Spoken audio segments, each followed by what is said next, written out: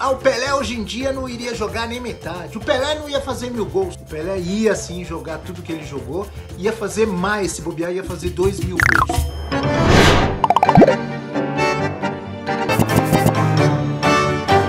Os maiores times que eu vi jogar. Vou começar com o Flamengo, dos anos 80. O time de Leandro, Júnior, Raul no gol, Zico, Adílio, Andrade, Nunes, um time espetacular e que ganhou tudo que podia ganhar, né? Campeão da Libertadores, campeão do mundo, campeão brasileiro algumas vezes, timaço. Outro, o São Paulo de Tele Santana, 92, 93, bi da Libertadores, bi do mundo. Tinha Zete, tinha Cafu, Raí, Miller, Palhinha, Toninho Cerezo.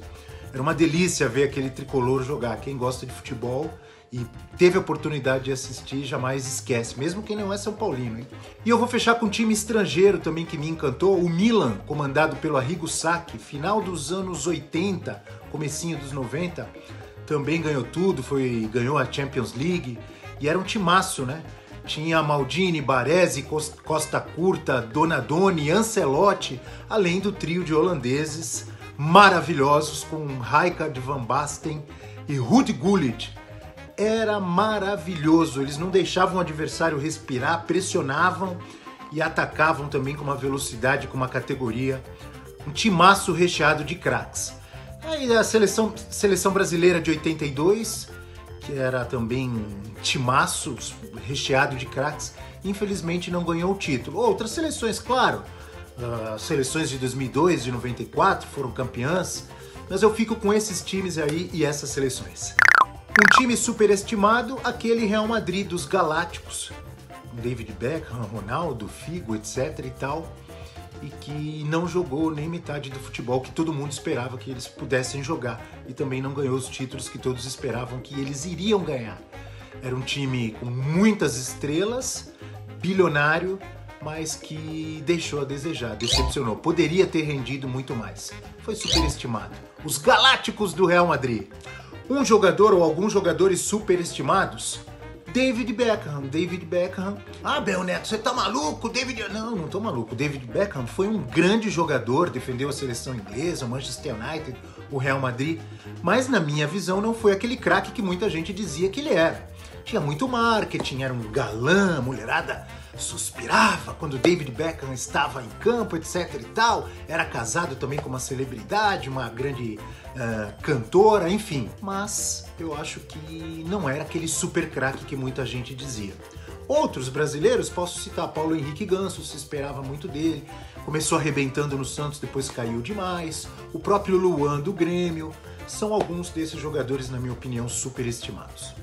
Um time subestimado, a Itália de 82, campeã do mundo, tinha jogadores também fantásticos, tinha Scirea, Cabrini, Dino Zoff no gol, Antonioni, Bruno Conte, Paulo Rossi. Obviamente que a seleção brasileira, por exemplo, se você for ver, tinha mais craques. A própria seleção francesa daquela Copa de 82, com Tigana, Giresse, Platini, Tressor, era um time que, na minha opinião, jogava até mais bonito. Mas a Itália foi também um timaço, aquela Itália campeã do mundo de 82, na minha opinião.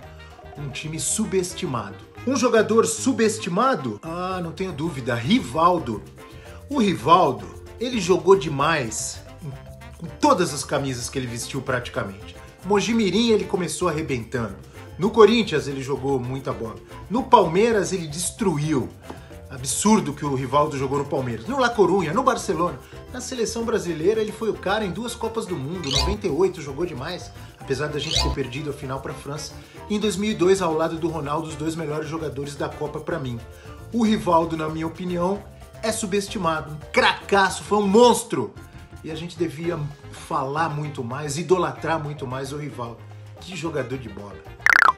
Brasil 2, Itália 3. 3-2 para a Itália em junho de 82, se eu não me engano, 5 de junho de 82, no estádio Sarriá, em Barcelona, na Espanha, quando o Brasil foi eliminado ali e não chegou às semifinais, né? Não foi campeão. Aquele jogo me irritou muito, me irritou demais, porque o Brasil tinha tudo para ganhar, tinha um timaço.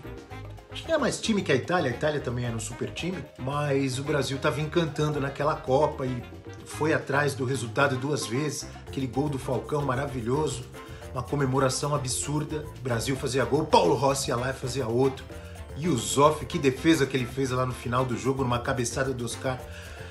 Dá raiva só de pensar até hoje. Que coisa. Rir pra não chorar, amigo.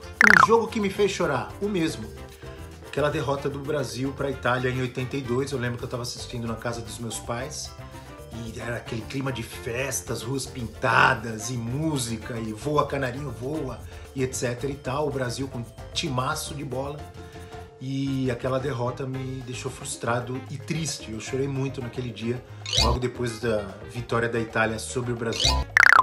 Foi em 1986, eu tinha 16 anos, estava na Inglaterra, eu tinha ido para a Inglaterra para estudar inglês.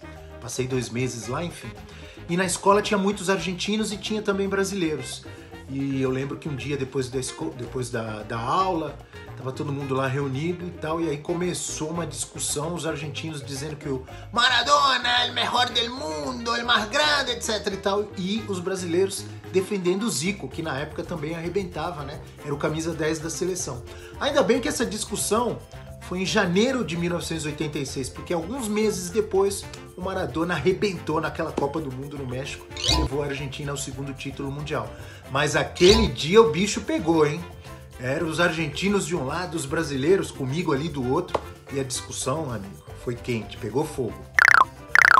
Amigos, o comentário que mais me irrita no esporte, no futebol especificamente, é quando eu ouço pessoas dizendo que o Pelé não foi nada disso, que o Pelé hoje em dia não iria jogar nem metade, o Pelé não ia fazer 1000 gols. O Pelé ia sim jogar tudo que ele jogou, ia fazer mais, se bobear ia fazer 2000 gols. Eu não tenho dúvida nenhuma disso. Quem tem dúvida, pega lá os vídeos e assiste as jogadas, os gols. Mas ele fez um monte de gol nos jogos, ele fazia gol nos jogos fáceis, nos jogos difíceis, nas decisões, na Copa do Mundo, com 18 anos, com 30 anos. Ele foi um monstro, o maior de todos os tempos. E me irrita quando eu vejo, ou ouço a galera dizendo, não, hoje não. Hoje sim. Lembrando o Kleber Machado, com quem eu trabalhei. LeBron James eu gostaria de sentar, eu vi que ele é um grande apreciador de vinhos e gostaria de conversar com ele sobre vários assuntos. Sobre basquete, né? É claro. Sobre vinho. Mas ele queria pagar, porque aqueles vinhos que ele toma eu não tomo não. Sobre racismo, sobre os problemas raciais nos Estados Unidos, ele é um cara engajado, seria um papo interessante. E por outro lado, eu gostaria de sentar numa mesa também, tomar uma cerveja com o Adriano Imperador, de Dico, e com o Aloysio Chulapa. A resenha ali deve ser espetacular. Só que provavelmente eu não ia conseguir acompanhá-los, porque pelo jeito, eles mandam bem ali. Eu não sei se eu ia acompanhar os dois não, mas o papo seria maravilhoso. Um cara que eu nunca entrevistei, que eu gostaria de ter entrevistado, era Diego Maradona. E eu teria várias perguntas para fazer para ele. E uma delas seria, você não tem vergonha não, cara? Um monstro da bola como você foi, fazer um gol daquele de mão na Copa do Mundo? Então não fez de cabeça, não matou a bola no peito, tudo bem, ela veio alto. Mas pô, toma vergonha, cara. O que vocês fizeram com a Inglaterra? Os ingleses mereceram. Foi legal a Argentina campeã naquela Copa. Eu gostaria de estar lá nos anos 60, sentado num estádio na Vila Belmiro, no Maracanã, vendo aquele Santos fantástico de Pelé e companhia, e com um cara vestindo a camisa 11, Abel Verônico, meu pai, que jogou naquele Santos ao lado de Pelé, de Mengalvo, de Dorval, Pepe, etc e tal, de todos aqueles craques. E ouço todo mundo dizendo, seu pai jogou muito e tal, eu não tive essa oportunidade. Eu gostaria de sentar e ver o meu pai ao lado do Pelé e daquele time fantástico do Santos jogando bola. Eu entraria numa máquina do tempo para ver essa cena ao vivo. Acho que eu ia me emocionar e ia chorar muito. É sobre o assunto Messi e Maradona. Muita gente que não viu o Maradona jogando e acha que o Maradona não foi muita coisa, que o Messi joga muito mais que o Maradona. Eu respeito a opinião das pessoas, mas na minha opinião, o Maradona jogou muito mais do que o Messi. E sou fã do Messi, o Messi é espetacular. Entra na minha seleção dos maiores de todos os tempos. Mas o Maradona, no Napoli, na seleção argentina, jogou mais do que o Messi. Os 5 maiores goleiros, vamos lá, começando com os brasileiros. Marcos, Tafarel, e aí entrando estrangeiros. Dassaev, como pegava o Dassaev na seleção da União Soviética. Rodolfo Rodrigues e Neuer, esse monstro alemão, joga demais com as mãos e também com os pés. Os 5 maiores defensores, vamos lá, começando com os estrangeiros. Franco Baresi, Gamarra, Dario Pereira, como eu gostava de ver o Dario Pereira, defendia, atacava, fazia gol de cabeça, um monstro. E 2 brasileiros para fechar, que eu sou muito fã, Aldair e Luiz Pereira. Que categoria tinha Luiz Pereira, nossa senhora.